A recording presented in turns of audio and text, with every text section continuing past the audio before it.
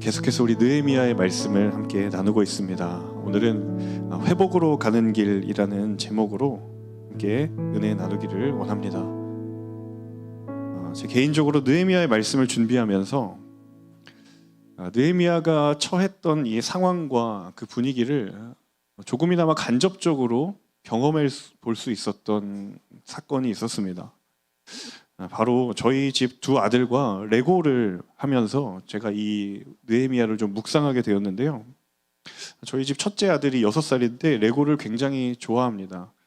그것도 고가의 레고만 좋아합니다. 싼 거는 별로 안 좋아하고요. 둘째도 이제 형이 있다 보니까 두 돌이 되면서 이 형의 영향을 받아서 레고를 굉장히 좋아합니다. 닮지 말아야 할 고가의 레고를 좋아하는 것도 좋아합니다. 제가 아들들과 함께 레고를 맞추면서 문득 느헤미야의 이야기가 떠올랐습니다.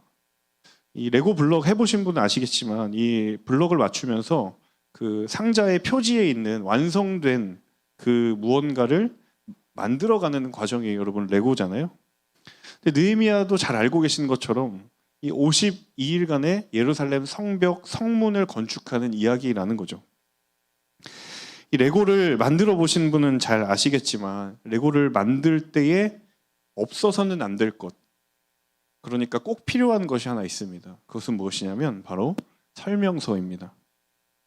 설명서 맨 앞부분에 있는 완성된 모양의 레고를 만들고 싶다면 반드시 설명서를 따라가야 합니다. 한 번은 저희 아들이 설명서를 무시한 채 자기 마음대로 만들다가 이상한 그 레고를 맞추게 된 거예요. 자기는 자기가 원하는 대로 그림을 보고 맞추면 그 그림에 있는 블럭의 완성본이 만들어질 줄 알았는데 설명서를 따라가지 않았던 것이죠. 저는 영적인 원리도 이와 마찬가지라고 생각합니다. 느헤미야는 하나님께서 말씀하신 예루살렘 성벽 건축에 대한 영적인 설명서와도 같습니다. 단순히 성벽을 건축하기 위해서 어떤 매뉴얼을 따라야 하는가, 보이는 성벽의 건축에 대한 설명서가 아니라 그들의 무너져 있는 영적인 담장들, 영적인 성벽을 세우는 데에 무엇이 필요하고 그리고 무엇을 끊어내야 될지에 대한 영적인 설명서라는 거죠.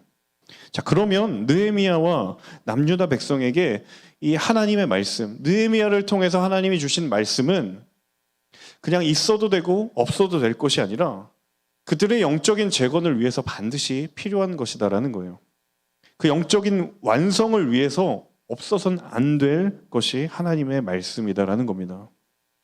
자, 지난 주일까지 우리는 3주간에 걸쳐서 느헤미야 1장과 2장을 함께 나누었습니다. 그 느헤미야의 말과 또 행동, 그 모든 것들이 저와 여러분에게 굉장한 영적인 감동을 주었고 또 도전을 주었습니다. 그런데 오늘 우리가 함께 나눌 이 3장은 안타깝게도 전하는 자나 듣는 자나 굉장히 무미건조하게 들리는 꽤나 막막하기만 한 그런 본문이 아닐까라는 생각이 든다라는 것이죠. 1, 2장은 굉장히 영적인 감동과 감격이 있었는데 3장은 굉장히 지루한 느낌이 든다라는 거예요. 오늘 본문 12절까지 읽었지만 원래는 그 뒷부분까지 다 읽어야 되는 본문입니다. 읽어보신 분들 아시겠지만 도무지 알 수 없는 예루살렘의 성벽, 성문의 명칭들이 나열되어 있고 또 한 번도 들어보지 못했던 건축에 참여했던 사람들의 이름이 쭉 등장합니다. 제가 호기심에 이 이름이 언급되어 있는 사람이 몇 명인지를 세봤더니 75명이더라고요. 그런 생각이 갑자기 들었습니다. 그냥 간단하게 3장을 한마디로 그리하여 예루살렘 성벽과 성문이 은혜 가운데 건축되었더라, 이렇게 한마디로 요약을 하면 크게 무리가 되지 않을 것 같은데, 그렇게 정리해도 크게 문제가 되지 않을 것 같은데 3장은 하나님의 말씀으로 지금 오늘 우리의 이 자리까지 전해져 오고 있다는 거예요. 자, 그러면 분명히 이유가 있을 것이다 라는 생각을 할 수밖에 없는 거죠. 그럼에도 불구하고 하나님이 이 느헤미야 3장을 통해서 저와 여러분에게, 오늘 우리에게 무슨 말씀을 하고자 하시는 것일까?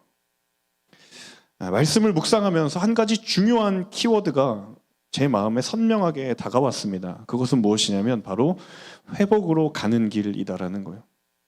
이 느헤미야 3장은 예루살렘의 회복으로 가는 길에 굉장히 중요한 여정이었다라는 거예요. 오늘 말씀의 제목이기도 하죠. 사실 느헤미야는 눈에 보이는 예루살렘 성벽과 성문에 대한 건축 이야기가 아닙니다. 이 이스라엘 백성들의 무너져 있는 삶과 마음에 무너져 있는 영적인 성벽의 재건에 관한 이야기입니다. 다르게 표현한다면 영적인 회복에 관한 하나님의 말씀이다라는 것이죠.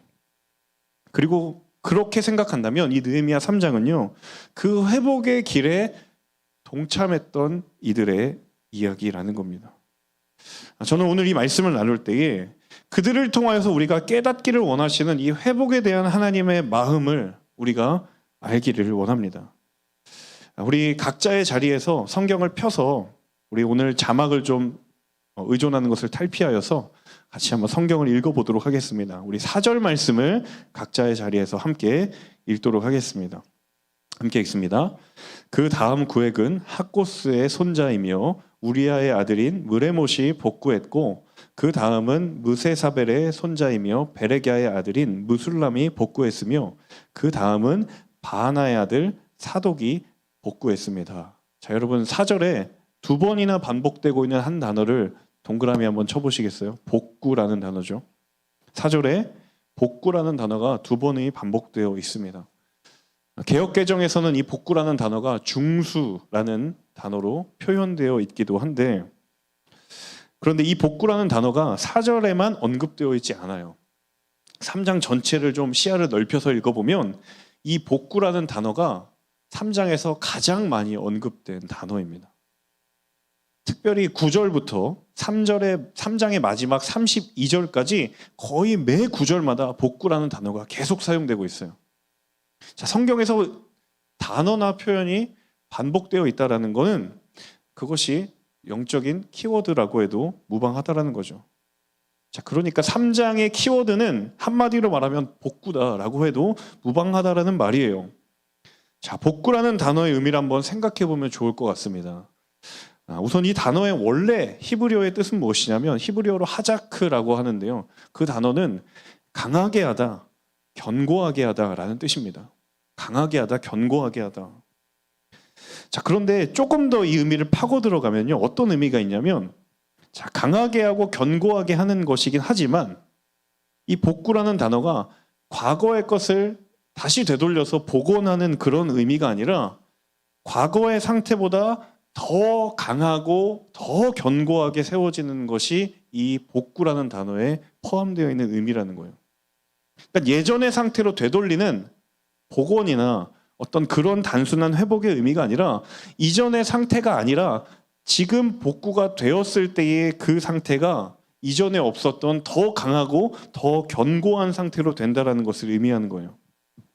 굉장히 중요한 느헤미야를 통한 하나님의 성벽의 재건의 본질이 여기 있습니다. 느헤미야를 중심으로 이루어졌던 예루살렘 성벽의 복구의 본질이 무엇이었냐면 그건 단순히 이전의 상태로 돌아가는 게 아니라는 거예요. 그러니까 무너진 성벽을 다시 세우는 게 예전에 세워져 있었던 예루살렘 성벽으로 다시 복원하는 것이 아니라 과거에는 한 번도 경험하지 못했던 이전과 전혀 다른 차원의 회복과 재건을 하나님이 계획하고 계신다는 사실이에요. 하나님께서 이스라엘 백성들 그리고 느헤미야를 통해 명령하신 것은 단지 무너져 있는 것을 다시 세우라는 그런 의미가 아니라, 그런 복원의 의미가 아니라, 하나님은 이전에 그들이 경험하지 못했던 회복, 이들에게 존재하지 않았던 회복, 과거에 그들이 한 번도 경험하지 못했던 영적인 회복을 꿈꾸고 계시고 계획하고 계신다라는 사실입니다. 사랑하는 여러분, 하나님의 사람들이 경험하는 회복은 그냥 과거로 돌아가는 게 아니에요. 과거로의 회개가 아니에요. 그냥 내가 잘 되고 있었을 때에 그때 그 시절로 돌아가는 것이 회복이 아니다라는 거예요. 이전에 내가 경험하지 못했던, 이전에 내가 한 번도 겪어보지 못했던 하나님이 계획하시는 새로운 회복의 지경으로 나아가는 것이 이 느헤미야와 예루살렘 이스라엘 백성들을 향하여서 꿈꾸고 계신 하나님의 회복, 하나님의 복구라는 거예요.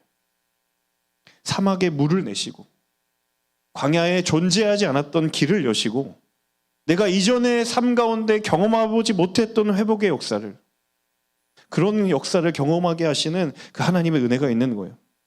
과거 한때 내가 정말 하나님 뜨겁게 만나고 열심히 있었던 그런 신앙의 수준으로 돌아가는 그런 회복이 아니라 이전에 나에게는 존재하지 않았던, 이전에 나에게는 없었던 하나님을 더 깊이 만나고 하나님 더 사랑하게 되는 그 회복의 역사를 오늘 우리에게도 하나님은 꿈꾸고 계시는 줄로 믿습니다.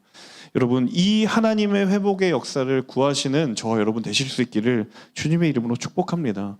그런데 이 회복의 중요한 본질 가운데 하나가 무엇인가? 그것은 바로 그 회복은 하나님이 주도하시는 회복이다라는 거예요. 하나님이 주도하시는 회복이다. 그 회복의 주권이 하나님께 있을 때에야만 이 회복이 이루어진다라는 거예요. 그들이 이전까지 단 한 번도 경험해보지 못했던 회복을 누가 이루어 가시는가? 하나님이 주도하신다라는 거예요. 하나님이 그 일을 이루어 가신다라는 거예요.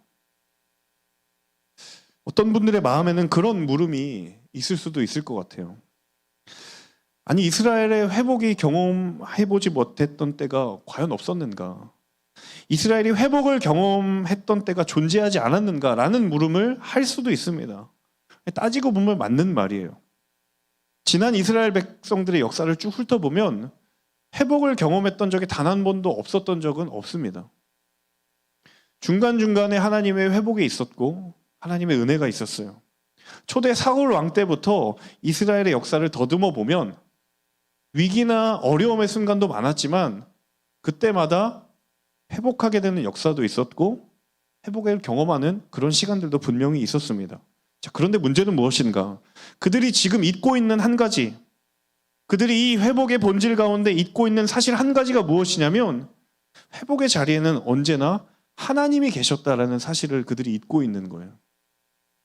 그러니까 그들이 회복을 경험하지 못했던 사실이 중요한 게 아니라 그 회복의 자리에 하나님이 계셨다라는 그 사실이 없다라는 거예요.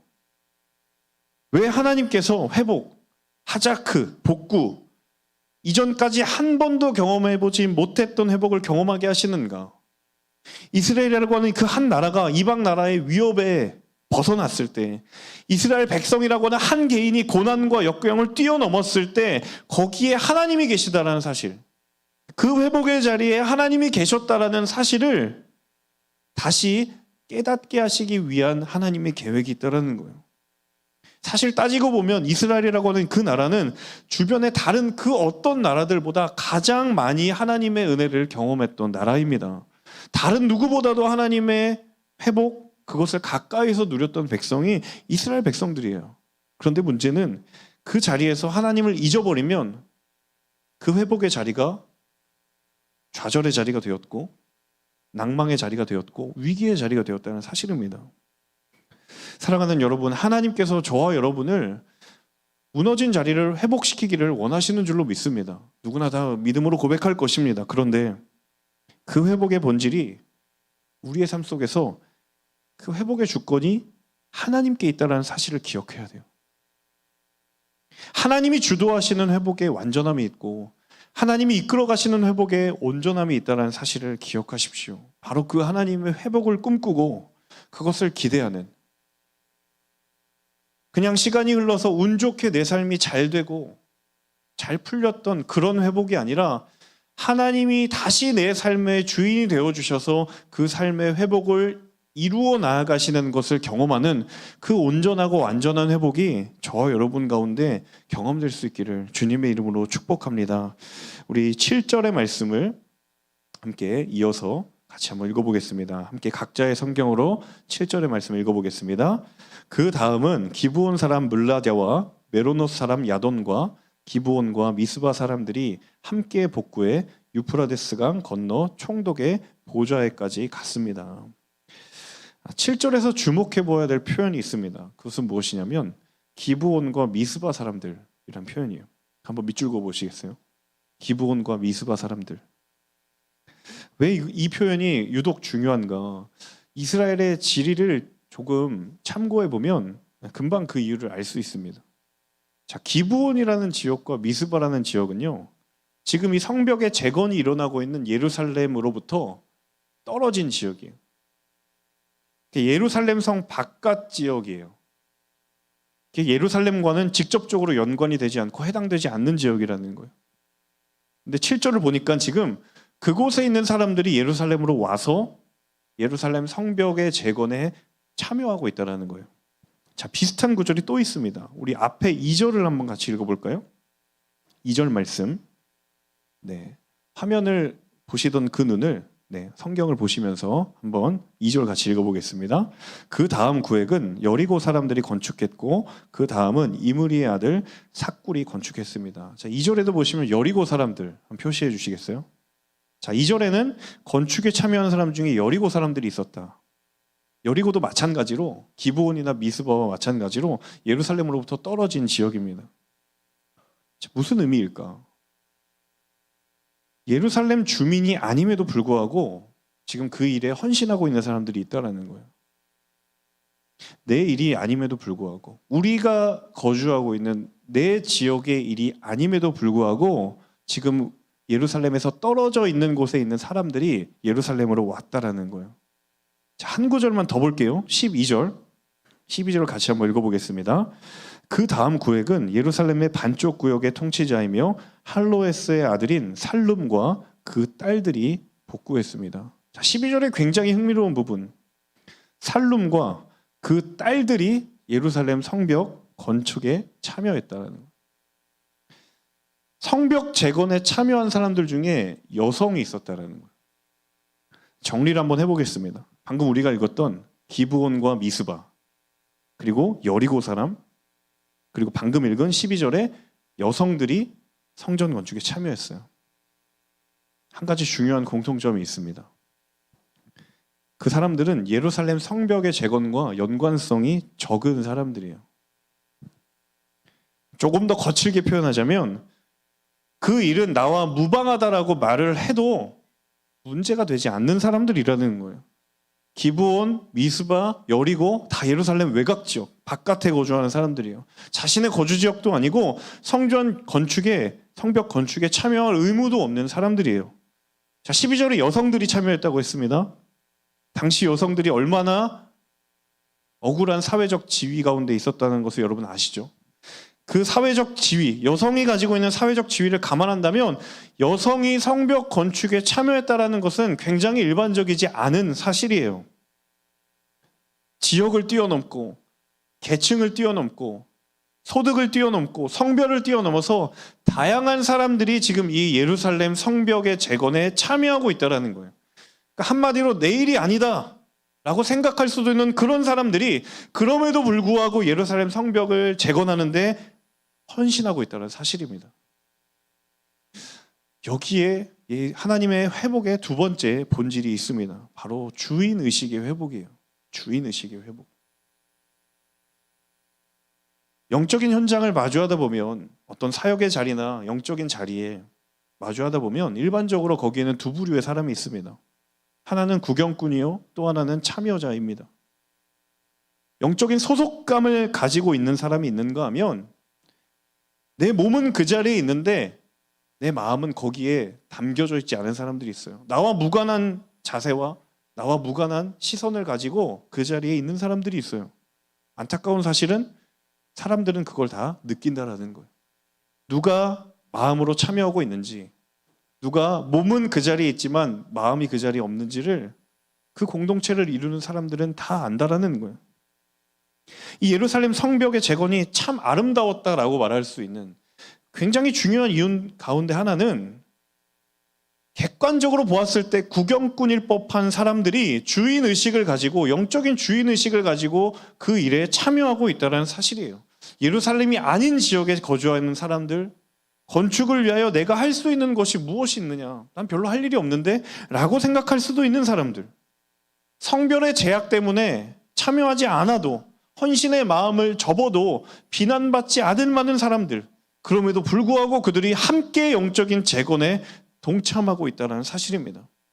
저는 이 시간 간절히 소망합니다. 저와 여러분의 삶에 하나님이 허락하시는 그 영적인 기회와 그 자리에 구경꾼이 아니라 참여자가 되시기를 주님의 이름으로 축복합니다.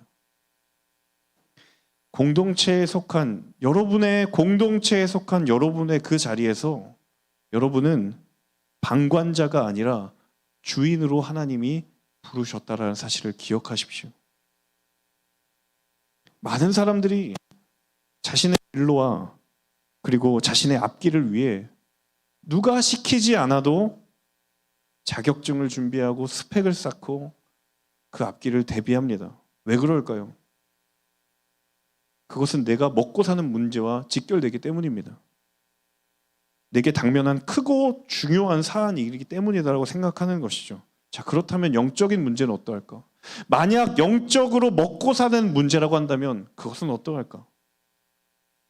안타깝게도 많은 사람들이 세상에서 먹고 사는 문제만큼, 현실적으로 먹고 사는 문제만큼 영적으로 먹고 사는 문제에는 관심이 없어요. 왜 우리는 그런 자리마다 헌신이 아니라 구경을 하고 있을까? 당장 그거 하지 않아도 먹고 사는데 지장 없다라고 생각하기 때문입니다. 영적인 주인 의식을 잃어버렸기 때문이에요. 정말 마지막이라 생각하고 강력하게 권면합니다. 바이블 아카데미 신청 안 하신 분들 당장 신청하시는 마음이 여러분의 마음 가운데 심기어지기를 소망합니다. 네. 그 숫자는 저의 앞길과 전혀 상관이 없어요. 한 명을 신청하든 10명이 신청하든 50명이 신청하든 100명이 신청하든 아무런 연관이 저와 없습니다. 여러분, 그 자리가 내 영혼이 영적으로 먹고 사는 문제라고 생각한다면 여러분 그 자리를 외면하시겠습니까? 참여하시겠습니까? 사랑하는 여러분, 하나님이 마련한 그 자리는 너를 위한 자리가 아니라 나를 위한 자리라는 사실을 기억하십시오. 영적인 자리에는 하나님은 우리를 참여자로 부르셨지 구경꾼이나 방관자로 부르시지 않으셨음을 기억하십시오. 그리고 거기에 진정한 회복이 있는 줄로 믿습니다. 느헤미야와 함께 성벽 재건의 역사에 동참했던 모든 사람들은 방관자나 구경꾼이 아니었고 참여자였고 주인이었다는 사실을 기억하십시오. 그들에게도 핑계댈 만한 이유가 있었고 외면할 만한 합당한 이유들이 다 있었지만 그것이 문제되지 않았어요. 영적인 주인 의식이 선명해지면 그 앞에 모든 상황과 조건들이 문제되지 않았고 선택의 장애가 되지 않았고 선택의 걸림돌이 되지 않았다는 사실을 기억하십시오. 그리고 그들이 진짜 회복을 경험했다는 사실입니다. 저와 여러분이 그런 진정한 회복을 경험하시는 은혜가 있기를 주님의 이름으로 축복합니다. 우리 21절의 말씀을 같이 한번 읽어보겠습니다. 오늘 본문에서 뒤에 있는 구절이지만 21절 같이 한번 읽어볼게요. 그 다음은 학고스의 손자이며 우리아의 아들인 무레못이 엘리야십의 집 입구에서부터 그 집 끝까지 그 다음 구획을 복구했습니다. 자, 21절에 굉장히 생소한 한 이름이 나오죠. 무레못이라는 인물이 나옵니다. 사실 무레못이라는 이 사람이 21절에 처음 나오지 않아요. 사실 앞에 언급이 한 번 되어 있습니다. 4절에 보시면 무레못이 언급이 되어 있어요. 4절을 보면요, 무레못이 자신에게 할당된 원래 구역이 있었습니다. 자기가 원래 건축해야 될 그 해당된 지역이 있었어요. 그리고 나서 21절에 왜 다시 나왔느냐면 4절에 나와 있던 자신이 해야 할 일을 끝내고 나서 21절에 다른 이들이 해야 했던 일들을 지금 도와주고 있는 거예요. 그러니까 21절에 무레못이 나온 이유는 반드시 필요했던 것이 아니라 하지 않아도 될 만한 일이었지만 무레못이라고 하는 그 사람이 지금 그 일을 도와주고 있는 거예요. 자, 앞서 언급이 되었던 5절에 여러분 드고아 사람들 혹시 기억나세요? 그 드고아 사람들도 27절을 넘어가시면 한 번 더 언급이 되어 있어요. 왜? 이 무레못과 똑같은 거예요. 자신에게 해당된 일뿐만 아니라 다른 이들의 일도 도운 사람들이에요. 마지막 함께 나누고 싶은 세 번째 회복의 본질은 할 수 있는 만큼의 경계를 넘어서는 회복입니다. 할 수 있는 만큼이라고 하는 그 경계를 넘어섰던 사람들이 회복을 경험했다라는 거예요. 많은 현대인들이 자신의 행동과 그리고 사고 방식의 마지노선이 어디냐면요, 내가 다치지 않을 만큼, 내가 손해보지 않을 만큼이에요. 할 수 있는 만큼이 내 행동에 그리고 내 사고와 내 가치의 마지노선이에요. 그 경계를 내가 넘어선다라고 느껴지면 우리는 다 방어적으로 변합니다. 거기에 마음 두지 않습니다. 왜냐하면 그 경계를 넘으면 나한테 그건 이익이 아니라 손해라고 생각하기 때문이죠. 경영학 마케팅에서 중요하게 다루는 주제가 하나 있는데요. 그 주제는 무엇이냐면 바로 고객 만족에서 고객 감동으로입니다.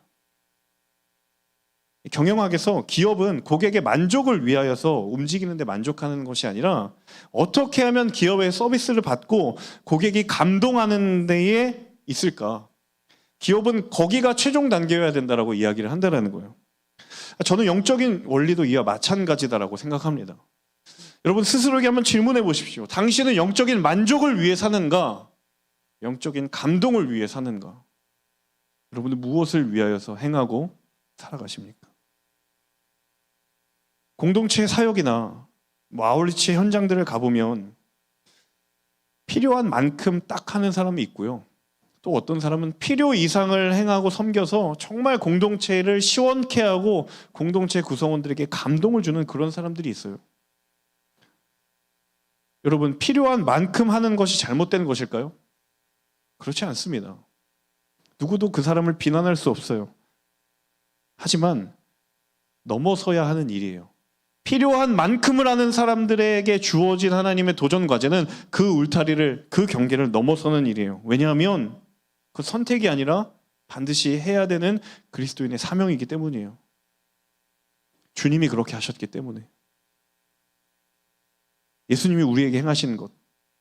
성경에 예수님이 공생애를 사역을 하시면서 하셨던 모든 일들의 본질은 무엇이냐면 할 수 있는 경계를 다 뛰어넘으셨어요. 언제나 분에 넘치도록 할 수 있는 만큼만 했던 것이 아니라 하지 않아도 될 일을 사랑의 마음으로 행했을 때 거기에 변화가 있었고 거기에 기적이 있었습니다. 예수님이 이 땅 가운데 살아가시면서 많은 사람들의 인기와 명성을 받았습니다. 예수님 하면 유대 지역에 모르는 사람이 없었어요. 인간적으로 생각하면 그만큼 걸맞게 적당하게 티 안 나게 구색만 맞추어도 전혀 문제될 것이 없지만 언제나 주님은 하지 않아도 될 일을 하셨고 언제나 주님은 그 일을 통해서 사람들의 마음에 영적인 감동을 주었고 그리고 그런 사람들이 자신의 삶을 버려두고 제자의 길로 따라간 것이죠. 그리고 주님이 십자가를 지셨던 그 사건은 할 수 있는 만큼의 경계를 뛰어넘었던 정점에 있었던 주님의 사역이었던 것입니다. 저는 우리의 삶에도 이 고객 감동의 정신이 필요하다는 줄로 믿습니다. 여러분 할 수 있는 만큼의 경계를 뛰어넘어 보세요. 그것이 나를 지키는 일이다라고 생각하실지 모르겠지만 여러분 하지 않아도 될 일을 헌신했을 때 그 삶에 나의 근본적인 변화가 있다는 사실입니다. 여러분 할 수 있는 만큼만 하면 문제는 없지만요 거기에 변화는 없습니다. 하나님은 우리의 삶을 그냥 문제없는 인생으로 부르신 것이 아닙니다. 우리의 삶의 지경을 넓히시고 우리의 삶을 변화시키시고 그리고 저와 여러분의 한 사람을 통하여서 감동이 메마른 자리, 사랑이 메마른 자리를 변화시키라고 우리를 부르셨는데 그 부르심을 받은 우리가 할 수 있는 만큼이라는 그 경계 안에 갖추어져 있다면 여러분 과연 그리스도인이라고 말할 수 있는가? 이 느헤미야 3장에 기록됐던 79명의 이름, 여러분 인간의 역사로 살펴보면 언급될 가치조차도 없는 이들이에요. 근데 굉장히 놀라운 사실은 그들은 하나님의 역사에 지금 기억되고 있어요. 수천 년이 지난 지금에도 하나님은 그들을 기억하고 있고 우리는 비록 그들을 알지 못한 채 그 성경을 바라보고 있지만 하나님은 그들을 아시고 그들이 여기 있다라고 하나님 우리에게 말씀하십니다. 그 사람들이 어떤 사람들이었어요? 개인의 회복의 역사, 공동체의 회복의 역사에 마음을 다하여 동참했던 이들이었고 사람의 시선으로 보았을 땐 보잘것없는 존재들이었지만 하나님의 눈에서 그들은 하나님의 회복에 가장 필요했던 회복의 역사의 도구였다는 사실입니다. 사랑하는 여러분, 그 회복의 길에 여러분 나서지 않으시겠습니까? 그 회복의 길에 여러분 주님과 함께 동행하시지 않으시겠어요? 그저 인생이 한때 잘 됐던, 아무런 문제가 없이 잘 되고 있었던 그런 인생의 한때를 기억하며 그때로 돌아갔으면 좋겠다라는 그런 과거지향적인 복원이 아니라 광야에 샘을 내시고 사막에 강물을 내시는 새롭게 하시는 하나님의 회복의 길을 여시는 그 길에 내 발을 디뎌내는 것, 내 발을 건드려내는 것, 하나님은 그 회복을 저와 여러분 가운데 원하고 계신 줄로 믿습니다. 사랑하는 여러분, 그 회복의 길에 함께 참여하는 이번 한 주간, 그리고 우리 믿음의 인생들 모두가 될 수 있기를 주님의 이름으로 축복합니다.